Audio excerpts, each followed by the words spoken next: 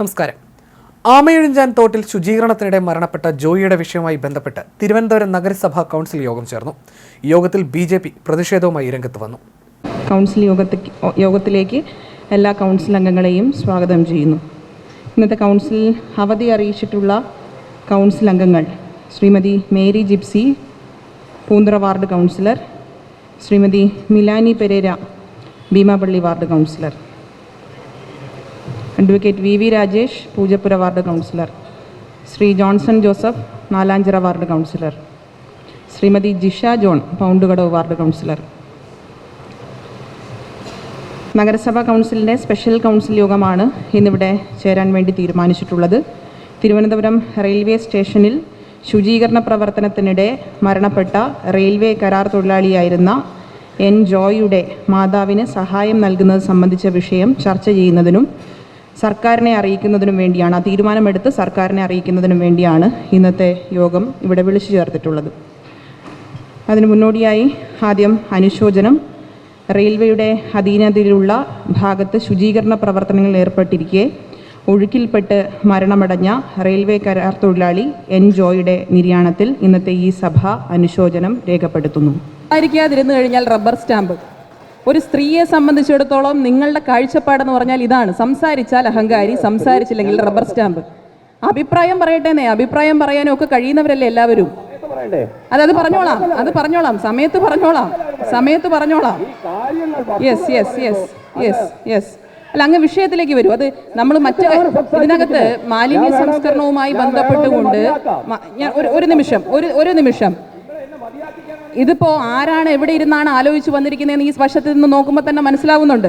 അതിലേക്ക് ഞാൻ വരുന്നില്ല. ഞാനൊരു ഒറ്റ കാര്യം ഞാൻ പറയാം.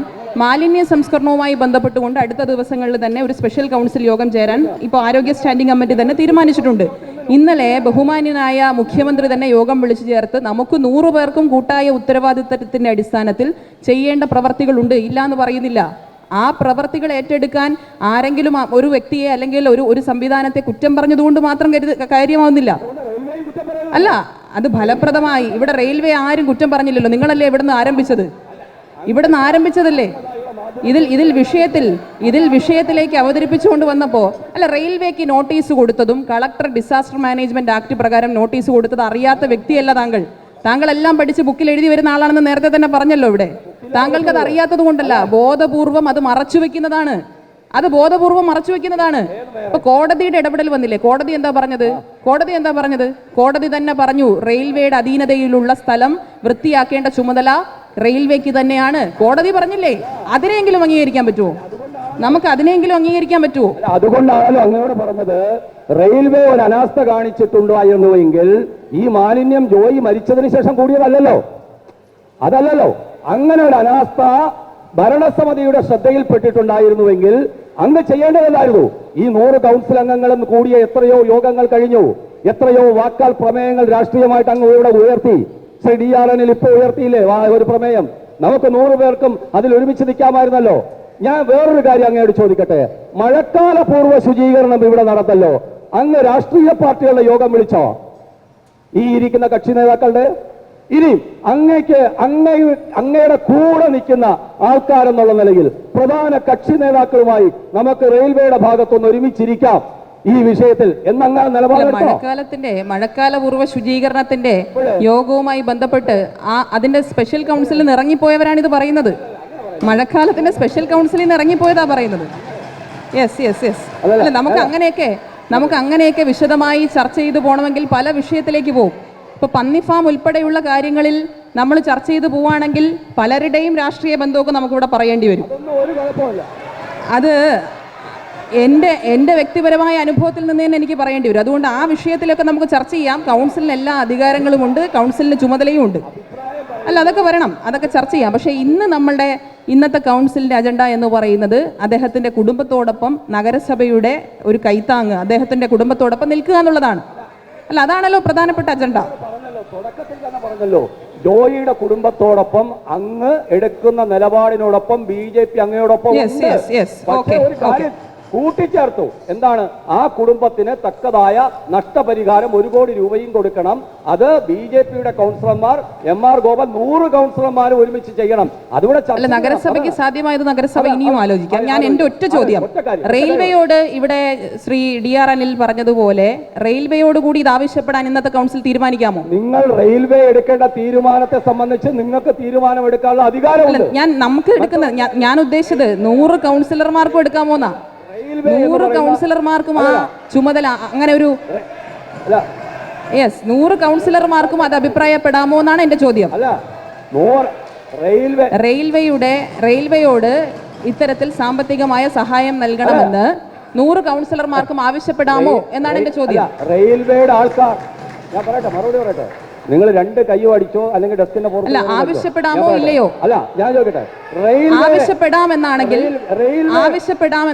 100 പേർക്കും ആവശ്യപ്പെടാം. ആവശ്യപ്പെടേണ്ടെന്നാണ് ശ്രീ അനിലിന്റെ തീരുമാനമെങ്കിൽ അത് അനുകൂലിക്കുന്ന ആളുകളുടെ തീരുമാനമായി ഇന്നത്തെ കൗൺസിൽ അത് സർക്കാരിനെയും റെയിൽവേയും അറിയിക്കും.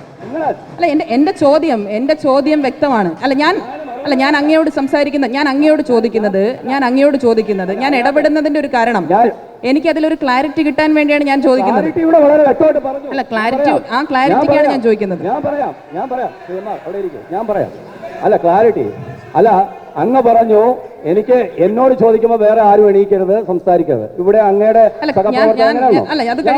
ഞാൻ പറയട്ടെ, ക്ഷമയോട് കേക്ക്, നിങ്ങൾ അതെ അവസാനിപ്പിക്കുന്നു. അല്ല, ഞാൻ ഒറ്റ അങ്ങക്ക് വേണമെങ്കിൽ ഞാൻ കുറച്ച് സമയമുണ്ട്. പക്ഷെ അങ്ങ് ആ ചോദ്യത്തിന് ഒരു മറുപടി പറയണം.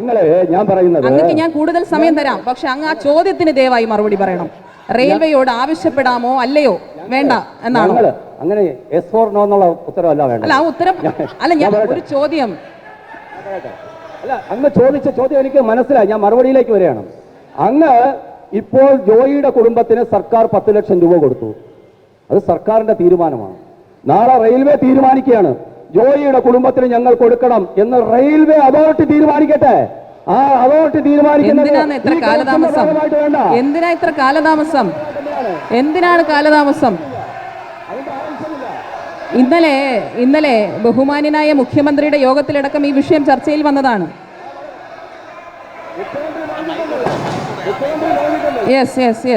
അല്ല, ഞാൻ അങ്ങയോട്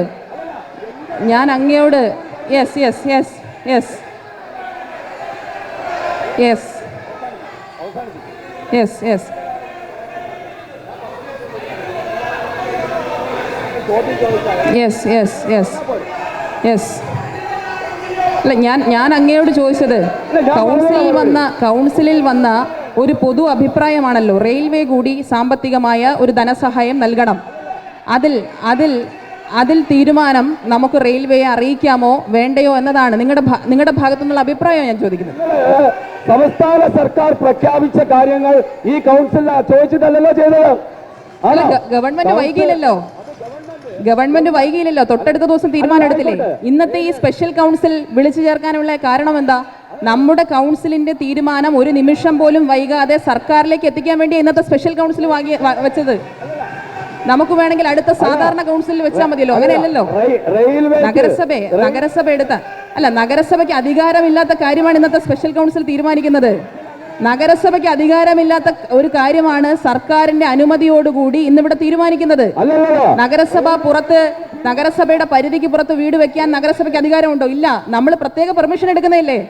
അപ്പൊ അത് ലൈഫിലുള്ള കാര്യങ്ങളൊന്നും അല്ലല്ലോ ഇവിടെ ചർച്ച ചെയ്യുന്നത്. എന്റെ ബഹുമാനിയായ കൗൺസിൽ അംഗങ്ങളെ, ഇവിടെ ലൈഫിലെ കാര്യമല്ലല്ലോ നമ്മൾ ചർച്ച ചെയ്യുന്നത്. ലൈഫിൽ അനുമതി ഉണ്ടെന്ന് എനിക്കറിയാം. അതുകൊണ്ട് ഞാൻ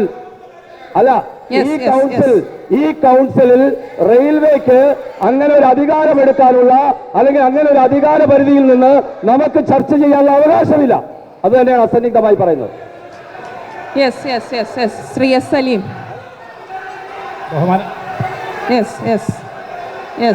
ബഹുമാനപ്പെട്ട മേയർ, ഇവിടെ ഇത് നമ്മുടെ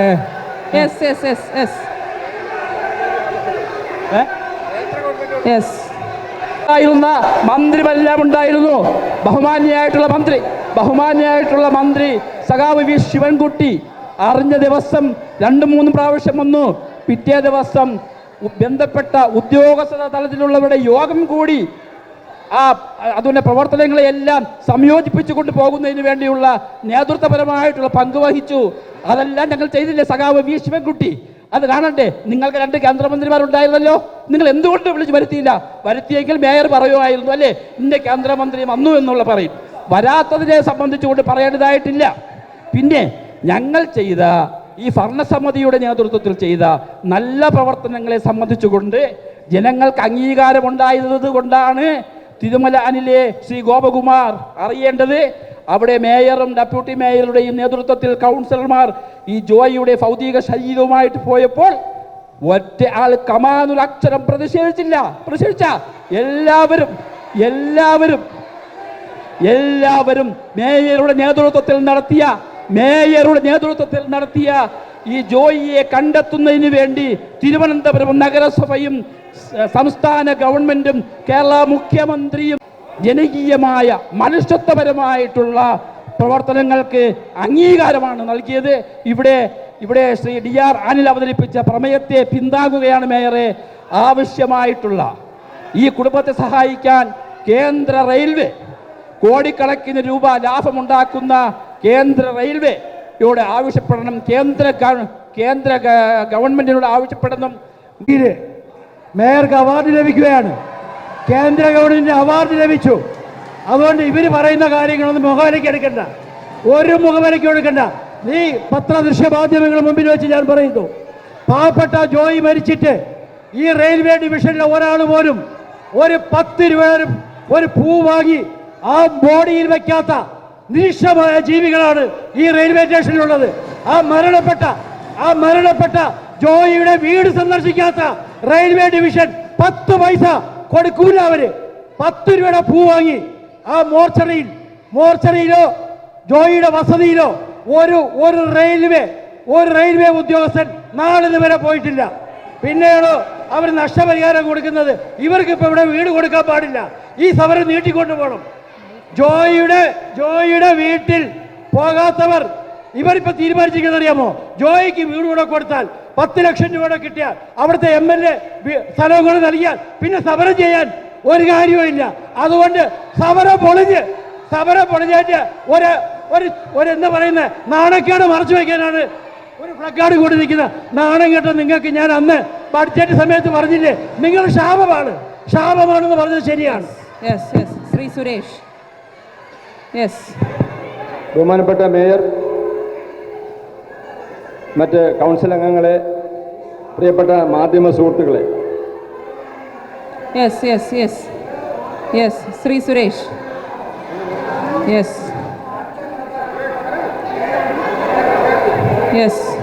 നമ്മളെല്ലാവരും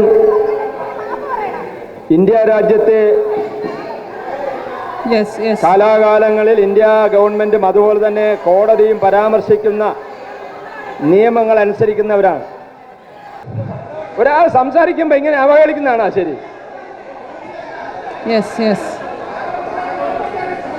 അത് പറയാൻ സമ്മതിക്കണ്ടേ? അപ്പോൾ ഈ ആക്ട് ഇവിടെ ലംഘിച്ചിരിക്കുന്നത് ആരാണ്? അതാണ് അടുത്ത ചോദ്യം. ആരാണോ ഈ തൊഴിലാളിയെ അതിനകത്ത് ഇറക്കിയത് അവരാണ് ഈ ആക്ട് ലംഘിച്ചിരിക്കുന്നത്. അത് റെയിൽവേ ആണോ നഗരസഭയാണോ എന്നുള്ളതല്ല, ആരാണെന്ന് നിങ്ങൾ കണ്ടുപിടിക്കണം. ആരാണ് ഈ തൊഴിലാളിയെ ഇറക്കിയത്? ആ തൊഴിലാളിയെ ഇറക്കിയവർക്കെതിരെ നിയമ നടപടി സ്വീകരിക്കുവാൻ ഈ കൗൺസിൽ തീരുമാനിക്കണം എന്നാണ് എനിക്ക് പറയുന്നത്. ആയിക്കോട്ടെ, ആരായാലും. പിന്നെ ഇവിടെ DYFIയെ കുറിച്ചൊക്കെ പറയുകയുണ്ടായി, അതും കൂടെ പറഞ്ഞോട്ടെ. ഇവിടുത്തെ DYFIക്കാരുടെയും ഇവിടുത്തെ SFIക്കാരുടെയൊക്കെ പ്രവർത്തികൾ നമ്മൾ ദിവസവും പത്രത്തിലൂടെയും ദൃശ്യമാധ്യമങ്ങളിലൂടെയൊക്കെ കൂടെയൊക്കെ കാണുന്നതാണ്. നമ്മളൊക്കെ ഒരു അധ്യാപകനെ കണ്ടാൽ നമ്മളെ വളരെ ബഹുമാനത്തോടുകൂടിയാണ് നിൽക്കുന്നത്. പക്ഷെ ഇവിടെ ഒരു വിദ്യാർത്ഥി സംഘടന അധ്യാപകനെ കണ്ട ആദ്യം ചകിട്ടത്താണ് അടിക്കുന്നത്. നിങ്ങൾ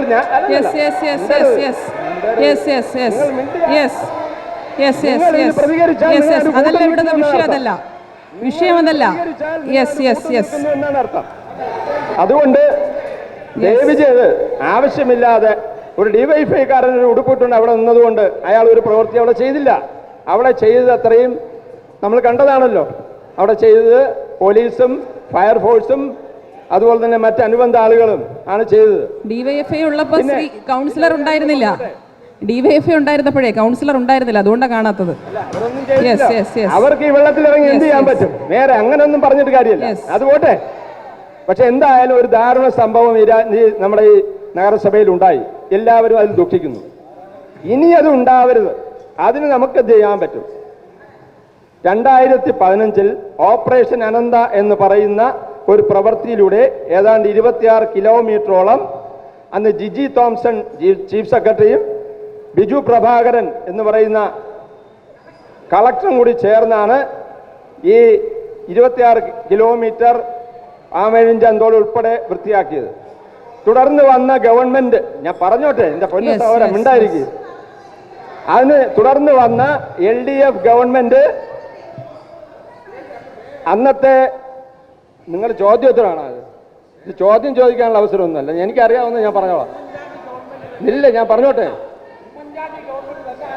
2000 ഇവിടെ ആടിനെ പട്ടിയാക്കുന്ന പാർട്ടിയാണ് നിങ്ങളുടെ പാർട്ടി. അതുകൊണ്ട് നിങ്ങൾ ഇതിങ്ങനെ പറഞ്ഞുകൊണ്ടിരിക്കും, മനസ്സിലായില്ലേ? ആടിനെ പട്ടിയാക്കുന്ന പാർട്ടിയാണ് നിങ്ങൾ. അതുകൊണ്ട് ഇങ്ങനെ മുടന്ന് ഞാൻ പറഞ്ഞുകൊണ്ടിരിക്കും. ഒന്ന് സംസാരിക്കാൻ സമ്മതിക്കില്ലെന്ന് പറഞ്ഞാൽ 2016 അന്നത്തെ കളക്ടറായിരുന്ന വസുകി മാഡവും അതുപോലെ തന്നെ അന്നത്തെ ചീഫ് സെക്രട്ടറി ആയിരുന്ന ജയാനന്ദും ബഹുമാനപ്പെട്ട കേരള ഗവൺമെന്റിന് ഒരു റിപ്പോർട്ട് കൊടുത്തു. ആ റിപ്പോർട്ട് അനുസരിച്ചിരുന്നു എങ്കിൽ ഇന്ന് ഉണ്ടായ ദുരന്തം ഉണ്ടാകില്ലായിരുന്നു.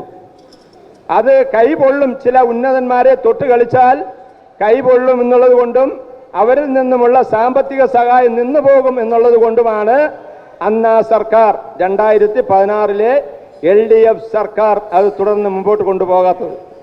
നിങ്ങൾക്ക് ഇച്ഛാശക്തി ഉണ്ടെങ്കിൽ, ഈ തിരുവനന്തപുരം നഗരത്തിലെ ജനങ്ങളോട് നിങ്ങൾക്ക് പ്രതിബദ്ധത ഉണ്ടെങ്കിൽ ഇന്ന് തീരുമാനിക്കണം, ഓപ്പറേഷൻ അനന്ത തുടർന്ന് നടത്തുവാൻ ഈ കൗൺസിൽ തീരുമാനിക്കുമെന്ന് നിങ്ങൾ തീരുമാനിക്കണം. അതിനുള്ള ധൈര്യം മേയർക്കുണ്ടോ, ഇച്ഛാശക്തി ഉണ്ടോ എങ്കിൽ ഇപ്പൊ പറയണം. അതല്ലാതെ എങ്ങനെയെങ്കിലുമൊക്കെ കാട്ടിക്കൂട്ടി പിന്നെ മേയർ പറഞ്ഞ 5 വർഷവും ഞാൻ ഇരിക്കുമെന്ന്, ഞങ്ങളതാണ് ആഗ്രഹിക്കുന്നത്. ബഹുമാനപ്പെട്ട മേയർ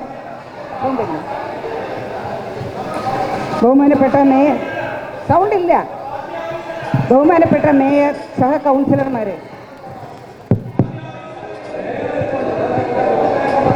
നമ്മൾ വാസ്തവത്തിൽ ഇന്ന് എന്താണ് ചർച്ച ചെയ്യാനിരിക്കുന്നതെന്ന് ആദ്യമേ നമ്മളെല്ലാവരും ഒന്ന് ആലോചിക്കണം.